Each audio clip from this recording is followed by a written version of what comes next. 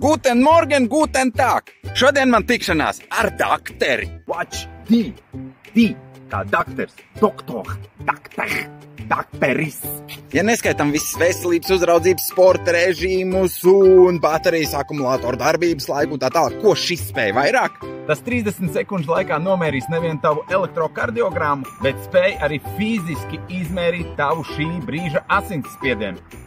Un turklāt, tas darbojas nevis tikai uz mākslīgā intelekta algoritmiem, bet šīm siksniņi fiziski piepūšas gluži kā medicīniskajām ierīcēm.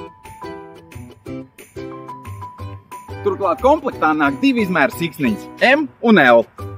Tagad jebkurā vietā un laikā nomēr savu asinsspiedienu, vai tas būtu pieturā, brīvā dabā, izklaidējoties, Vai braucot pie mašīnas stūres sastrēguma laikā. Galvenais veids mērījumu gluži kā norādīts instrukcijā, un tas būs precīzs. Un vienalga, tas jaunietis, papiņš vai jops, noderēs visiem. Nu tāds, tas Huawei Watch D, jeb doktori ir. Tā!